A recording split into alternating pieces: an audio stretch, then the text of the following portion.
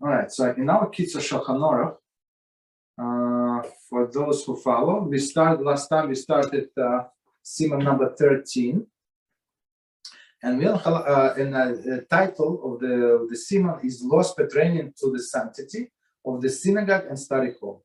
Okay, so CF number 2. Prior to entering the synagogue or study hall, one must wipe off the mud from his feet, and to make sure that he does not have on his person or his garment any dirt. So basically, like in simple word, when you come to the shul, you have to make sure that you don't make this place dirty, basically, right? And today, how is it applied today over there?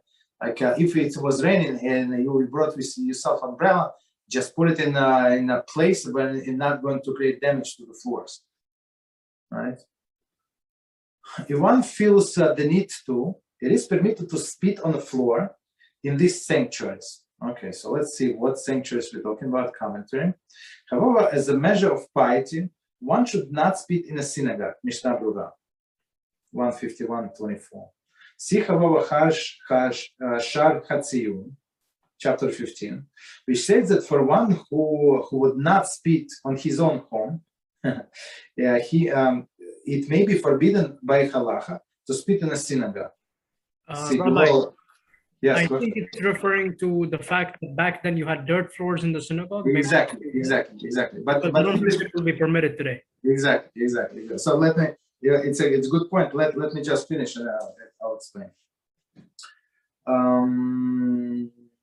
Regarding the one who feels the need to spit in the middle of Shmona Esrei, we're going to see about this.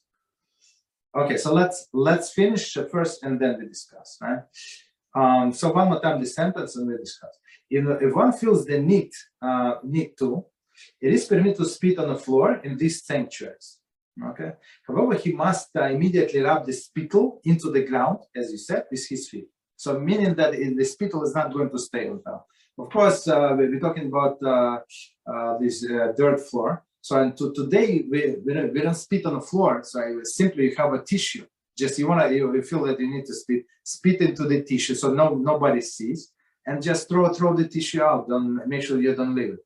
Put it in your pocket, and when you go out of the synagogue, throw it out. So one of the halachas that we have, as Rabbi Reuven explained beautifully, it's prohibited for us to be disgusting. So if whatever you do is disgusting to other people, it is prohibited. So the manner of your maybe the way of the person eats, or he sneezes, or he yawns, or this or that. So, and if it is disgusting, it is absolutely forbidden. Okay. Any questions or comments on what we just said about spitting? Oh, yes. Sorry. Discussing what would we? Disgusting? Yes. What you have to say? So discussing, for example, the way you eat. So no, not you, somebody eats. So for example, he would take a bite and spit into his plate. And so for people around, for him, there is no problem. But for people around, it looks very disgusting.